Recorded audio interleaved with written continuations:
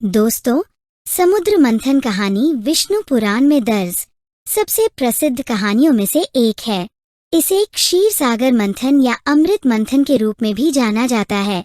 यह कहानी कई अवधारणाओं को भी बताती है, जैसे भगवान शिव को नीलकंठ के रूप में क्यों जाना जाता है, देवी लक्ष्मी का जन्म, राहु और केतु की उत्पत्ति आदि। एक बार ऋषि दुर्वासा तपस्या की मुद्रा में पृथ्वी पर भ्रमण करते हुए एक स्वर्गीय अप्सरा के पास आए, जो स्वर्गीय फूलों की माला बुन रही थी, जिससे मनमोहक सुगंध आ रही थी।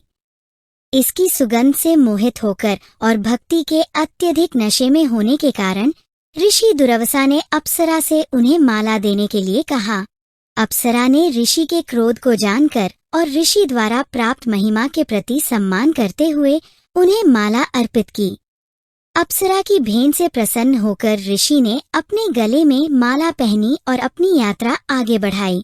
जैसे जैसे उनकी यात्राएं जारी रहीं, उन्हें देवों के स्वामी इंद्र से मुलाकात हुई, जो अपने हाथी ऐरावत और उसके सेवकों पर दुनिया भर की यात्रा कर रहे थे। जब इंद्र ने पूज्य ऋषि को प्रणाम किया, तो दुर्वासा ने उन्हें अपनी पहनी हुई माला भेंट की। अहंकारी इंद्र ने शालीनता से माला स्वीकार करने के बजाय अपनी हथिनी को माला पहना दी। अब तक सुगंधित रस से भरे फूल मधुमक्खियों को आकर्षित करने लगे थे।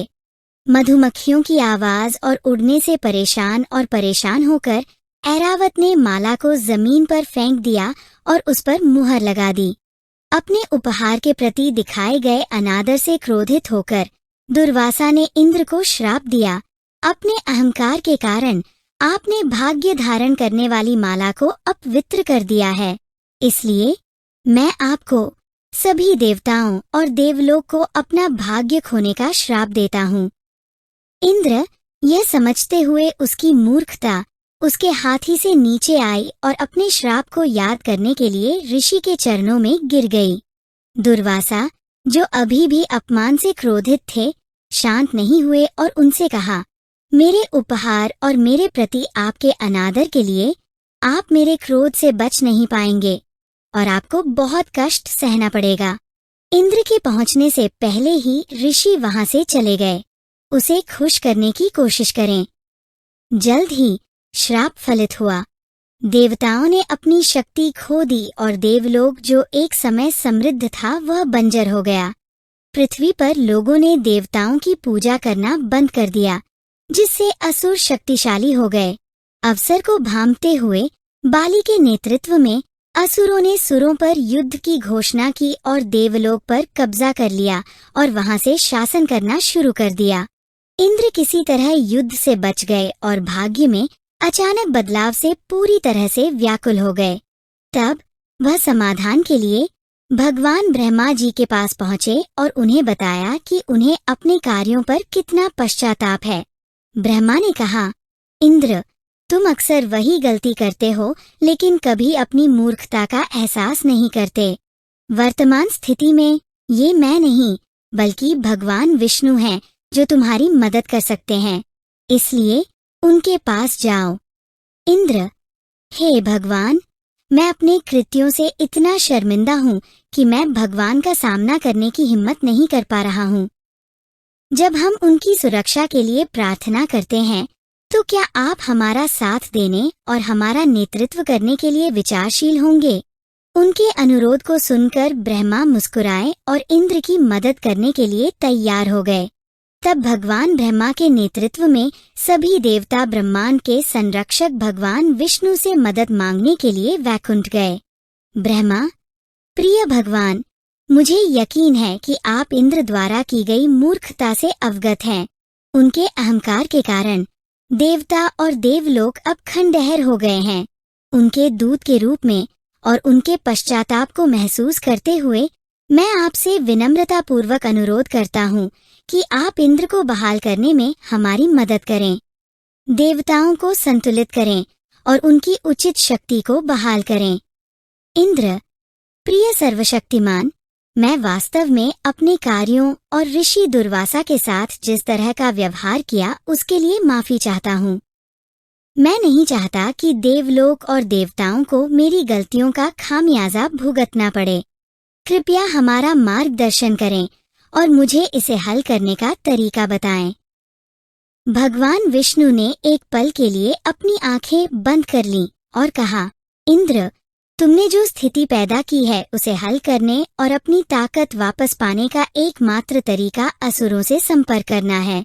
उनसे कूटनीतिक तरीके से बात करें और उन्हें अमृत मंथन पौराणिक कथा में भाग लेने के लिए मनाएं। निश्चिंत रहें, आपकी सफलता सुनिश्चित करने के लिए मैं हर संभव तरीके से आपकी मदद करूंगा। ये सुनकर इंद्र बहुत प्रसन्न हुए। उन्होंने अपने सम्मान की पेशकश की और इस मिशन को सफल बनाने के लिए भगवान ब्रह्मा और भगवान विष्णु दोनों से आशीर्वाद मांगा और आगे बढ़ गए। देवलोक में इंद्र ने अपनी मीठी बातों से असुरों को समुद्र मंथन के लाभों के बारे में बताया और उन्हें अमृत को समान रूप से बांटने के बारे में बताया, जिससे उन्हें अमर जीवन का आशीर्वाद मिलेगा। सौदे को मधुर बनाने के लिए उन्होंने कहा कि वे मंथन की लूट को भी साझा कर सकते हैं। उनकी मीठी बातों में फंसकर और अमर होने की इच्छा से असुर लालचवश अमृत मंथन का हिस्सा बनने के लिए तैयार हो गए। इस प्रकार, जैसा कि विष्णु पुराण और शिव पुराण में वर्णित है, समुद्र मंथन की तैयारी शुरू हुई। कहा जाता है कि ये लगभग 1000 वर्षों तक चली। असुरों पर विजय प्राप्त करने के बाद पवित्र अमृता प्राप्त करने के लिए समुद्र मंथन की योजना बनाने का समय आ गया था। इंद्र ने असुरों के राजा से पूछा कि क्या वह योजना बना सकता है और इस विशाल कार्य के लिए सामग्री तैयार कर सकता है। बाली ने कुछ देर सोचा और महसूस किया कि वे देवताओं पर भरोसा नहीं कर सकते। तो उन्होंने कहा कि जबकि इंद्र हर चीज की योजना बना सकते हैं, उन्हें उनके साथ सभी विवरण साझा करना होगा। इंद्र इस बात से बहुत खुश हुए और उन्होंने तैयारी शुरू कर दी। अमृत पाने के लिए देवताओं और असुरों को विशाल क्षीर सागर का मंथन करना पड़ा। इसके लिए उन्हें इतनी बड़ी छड़ी और रस्सी की व्यवस्था करनी पड़ी कि उसके अनुसार समुद्र मंथन किया जा सके। इतने विशाल डंडे और रस्सी की व्यवस्था करना वास्तव में एक कठिन काम था। इंद्र और देवता मदद के लिए फिर से विष्णु के पास पहुंचे। इंद्र, हे सर्वज्ञ और सभी लोगों के रक्षक, हम नुकसान में हैं। जैसा कि आपने कहा, हमने असुरों से संपर्क किया और उन्होंने समुद्र मंथन में हमारी मदद करने का फैसला किया है। अब हम नहीं जानते कि प्रक्रिया। साथ ही कृपया हमें बताएं कि मंथन करने वाले कर्मचारियों के लिए क्या उपयोग करना है और इतने शक्तिशाली महासागर को मथने के लिए हम रस्सी के रूप में क्या उपयोग कर सकते हैं। भगवान विष्णु मुस्कुराए। अमृत प्राप्त करने के लिए आपको क्षीर सागर का मंथन करना होगा और जैसा कि आपने कहा, यह कोई छोटी उपलब्धि नहीं है। पहला कदम अमृत बनाने के लिए समुद्र में विभिन्न जड़ी बूटियों को जोड़ना है। मंदार पर्वत को अपने मंथन के रूप में उपयोग करें।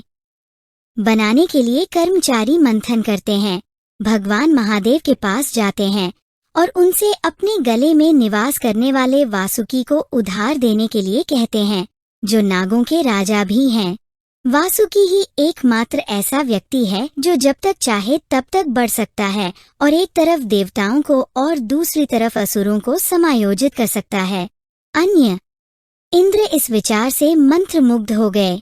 उन्होंने भगवान को धन्यवाद दिया और जाने ही वाले थे कि भगवान विष्णु ने उन्हें रोका और रहस्यमय स्वर में कहा, मैं सुझाव दूंगा कि भगवान वासुकी को मंदरा पर्वत के चारों ओर लपेटने के बाद देवता सिर के पास और असुर पूंछ के पास खड़े हों, जब तक कि निश्चित रूप से असुर इसका उल्टा चाहते हैं। इंद्र चकित हो गए और इससे पहले कि वे इस कथन के अर्थ पर सवाल उठा पाते, भगवान विष्णु अपनी योग निद्रा में चले गए। अपने मन में यह प्रश्न लेकर इंद्र ने भगवान को प्रणाम किया और भगवान विष्णु के निवास वैकुंठ को छोड़ दिया। इंद्र भगवान शिव के पास पहुंचे और वासुकी नाग को मंथन की रस्सी बनाने के लिए उनकी मदद मांगी। वासुकी भगवान शिव की सहमति से इस खोज में देवताओं की सहायता करने के लिए खुशी से सहमत हो गए। तब इंद्र मंदरा पर्वत को क्षीर समुद्र तक पहुंचाने में मदद मांगने के लिए बाली के पास गए। देवताओं और असुरों के संयुक्त प्रयासों से वे पर्वत को उसके मूल स्थान से हटाकर क्षीर समुद्र में ला सकते थे। जैसे ही उन्होंने पर्वत को क्षीर सागर में रखा, पर्वत समुद्र में डूबने लगा। देवता फिर से भगवान विष्णु से प्रार्थना करने लगे।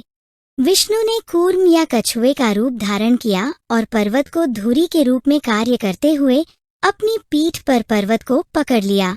इस प्रकार उन्होंने पर्वत को समुद्र तल में डूबने से रोकने और समुद्र मंथन को आसान बनाने का दोहरा उद्देश्य प्राप्त किया। फिर देवताओं ने जड़ी बूटियों की सूची दूधियां महासागरों में डाल दी, जैसा कि भगवान विष्णु ने उनसे प्रार्थना करने के बाद कहा था। उन्होंने इस कार्य को सफल बनाने के लिए त्रिमूर्ति ब्रह्मा, विष्णु और महेश्वर का आशीर्वाद मांगा और भगवान विष्णु की सलाह को याद करते हुए खुद को वासुकी के सिर के पास स्थापित कर लिया। फिर असुरों ने खुद को पूंछ के पास संगठित कर लिया। इस प्रकार मंथन शुरू हुआ। लेकिन मंथन में बस कुछ ही मिनट बाकी हैं। असुरों को लगा कि देवता उनसे अधिक आरामदायक स्थिति में हैं, क्योंकि सिर के पास उनकी पकड़ अधिक थी। देवताओं पर धोखाधड़ी का आरोप लगाते हुए उन्होंने भगवान इंद्र को यह कार्य छोड़ने की धमकी दी, जब तक कि देवों के पदों की अदला बदली नहीं की गई। यह देखकर कि चीजें भगवान की भविष्यवाणी के अनुसार हो रही थी, इंद्र खुशी से स्थिति में बदलाव के लिए सहमत हो गए। अपनी सभी मांगें पूरी होते देख असुर प्रसन्न हुए। उन्होंने देवताओं की स्थिति को चिढ़ाया और उनकी शक्तिहीन दुर्दशा पर हंसे। हालांकि तानों से क्रोधित होकर, चूंकि देवगण अपनी खोई हुई शक्तियों का उपयोग करने की स्थिति में नहीं थे, उन्होंने जाकर वासुकी की पूंछ पकड़ ली, जबकि असुरों ने सिर के पास अपना स्थान बना लिया। आदान प्रदान के बाद दूध सागर का मंथन या क्षीर सागर मंथन शुरू हुआ। कुछ देर तक मंथन करने के बाद वासुकी लगातार मंथन की गति में समायोजित होने में असमर्थ हो गए। इससे उसके पेट में बहुत दर्द होने लगा और उसने पहले तो हल्का हल्का जहर उगलना शुरू कर दिया। शुरू में जहर बहुत कम था, लेकिन जैसे जैसे मंथन आगे बढ़ा, वासुकी जहर या हलाहल को अपने भीतर नहीं रख सके और जल्द ही भारी मात्रा में उगलना शुरू कर दिया। सिर के सबसे करीब होने के कारण असुरों पर इसका तत्काल प्रभाव पड़ा और वे एक एक करके बीमार पड़ने लगे। विष की तीव्रता इतनी प्रचंड थी कि देवगण और पूरा भूमंडल भी इससे प्रभावित होने लगा। यहाँ तो सारी सृष्टि ही दांव पर लगी हुई थी। यह जाने बिना कि कहा जाना है, भगवान इंद्र के नेतृत्व में देवता और असुर भगवान शिव के पास पहुँचे। उन्होंने एक साथ कहा, प्रिय भगवान, आपको इस ब्रह्मांड के भीतर और बाहर के सभी पापों, अधर्म और अशुद्धियों का विनाशक कहा जाता है। जीवन विनाश के निरंतर भय के कारण अपना अर्थ प्राप्त करता है। अब हम घबराहट की स्थिति में हैं, वासुकी द्वारा उत्पन्न जहर के तेजी से फैलने के कारण। चूंकि वह आपकी गर्दन में रहता है, इसलिए आपको निश्चित रूप से पता होना चाहिए कि इसे कैसे रोका जाए। कृपया हमारा मार्गदर्शन करें और वासुकी से सभी हलाहल वापस लेने के लिए कहें, ताकि अमृत उससे दूषित न हो जाए। विष और समुद्र मंथन जारी रख सकता है। प्रभु, आप ही हैं जो हमें इस कठिनाई से निकाल सकते हैं। कृपया हमारी सहायता करें। हृदय से दयालु और प्रसन्न करने में आसान होने के कारण भगवान शिव देवों और असुरों की सेना को देखकर मुस्कुराए। उन्होंने उन्हें अपनी सुरक्षा का आश्वासन दिया और वह तुरंत वहां उपस्थित हुए जहां समुद्र मंथन हो रहा था और एक सेकंड के लिए भी संकोच किए बिना जहर पीना शुरू कर दिया। पूरी सृष्टि भगवान शिव के निस्वार्थ कार्य से स्तब्ध थी और समझ नहीं पा रही थी कि कैसे प्रतिक्रिया करें। जैसे ही देवताओं और असुरों की निगाहें मोहिनी के हाथों में कलश का पीछा करती हैं, वे हाथों की सुंदरता से मोहित हो जाते हैं। एक पल के लिए सबका ध्यान अमृत को पाने से ज्यादा मोहिनी पर है। फिर उसने देवताओं और असुरों से कहा, मुझे क्षमा करें, मैंने ही गरुड़ को अमृत कलश प्राप्त करने के लिए भेजा था। मैंने सुना है कि आप दोनों अमृत पाने के लिए कितनी मेहनत कर रहे थे। और मैं अमृत वितरित करने वाली बनना चाहती थी, सभी को समान रूप से। अगर मैं अमृत बांटूं तो क्या ये ठीक है? देवता और असुर उसकी सुंदरता से मुग्ध हो गए और बस अपनी सहमति व्यक्त की। फिर उन्होंने दोनों सेनाओं को खुद को असुरों और देवताओं में विभाजित करने और दोनों तरफ बैठने के लिए कहा। जैसे ही उसने ये शब्द कहे, उन्होंने खुद को अलग कर लिया, जबकि असुर उसके बाईं ओर बैठे थे, सुर उसके दाहिनी ओर बैठे थे। तब मोहिनी ने असुरों को एक मंत्र मुग्ध कर देने वाली मुस्कान दी और पूछा कि क्या ये ठीक है अगर वह अपने दाहिनी ओर से शुरू करें और पहले देवों को अमृत वितरित करें। असुरों ने उसकी सुंदरता की सराहना करते हुए फिर से आंख मूंद कर हाँ में सिर हिलाया। इस प्रकार मोहिनी के रूप में विष्णु ने इंद्र से अमृतम वितरित करना शुरू कर दिया। जब वह वितरण के बीच में था, स्वरभानु नाम के एक असुर को लगा कि कुछ गड़बड़ है और उसने खुद को एक देवता के रूप में छिपा लिया और उनके साथ अमृत पीने के लिए उनके बीच बैठ गया। जैसे जैसे विष्णु ने वितरण जारी रखा, उन्होंने ये सुनिश्चित किया कि देवताओं के बीच वितरित करने के लिए पर्याप्त सामग्री हो और दानवों के लिए अतिरिक्त बूंद भी उपलब्ध न हो। जैसे ही भगवान विष्णु देव के भेष में स्वरभानु को अंतिम निवाला देते हैं, सूर्य और चंद्र तुरंत पहचान जाते हैं कि वह देव नहीं है और विष्णु को सूचित करते हैं। विष्णु ने तुरंत अपना मोहिनी अवतार त्याग कर अपना सुदर्शन चक्र उनकी ओर फेंका, जिससे अमृत शरीर के निचले हिस्से तक पहुंचने से पहले ही उनकी गर्दन शरीर से अलग हो गई। इस प्रकार अलग हो जाने पर सिर राहु बन गया और धड़ केतु बन गया। चाल का एहसास होने पर असुर क्रोध से अंधे हो जाते हैं और देवताओं पर हमला कर देते हैं। अपनी शक्ति बहाल करने और अमरता प्राप्त करने के बाद देवता अब आसानी से असुरों को हरा देते हैं और देवलोक के अपने खोए हुए क्षेत्र को पुनः प्राप्त कर लेते हैं। असुरों को हराने के बाद सभी देवता भगवान विष्णु से प्रार्थना करते हैं और उनकी शक्ति और भूमि वापस पाने के लिए प्रदान की गई सभी सहायता के लिए उन्हें धन्यवाद देते हैं। फिर वे अपनी शक्ति, स्वास्थ्य और धन के साथ साथ समुद्र मंथन के दौरान प्राप्त बहुमूल्य रत्नों के साथ देवलोक वापस चले जाते हैं। अमृत पीने के कारण अमर राहु ने अपने अपमान का बदला लेने की कसम खाई। परिणाम स्वरूप वह सूर्य और चंद्रमा को निगल जाता है, जिससे सूर्य ग्रहण और चंद्र ग्रहण होता है, भले ही ये थोड़े समय के लिए ही क्यों न हो। चूंकि वह अमृतम के सेवन से सुरक्षित है, यहाँ तक कि भगवान विष्णु भी सूर्य और चंद्र को ग्रहण से पीड़ित होने से नहीं बचा सके। दोस्तों, यहीं पर समुद्र मंथन की कहानी समाप्त होती है और इस दौरान पहली बार भगवान विष्णु ने मोहिनी के रूप में अवतार लिया था। यह अवतार अपने आप में शास्त्रों की तरह अद्वितीय है। नमस्कार।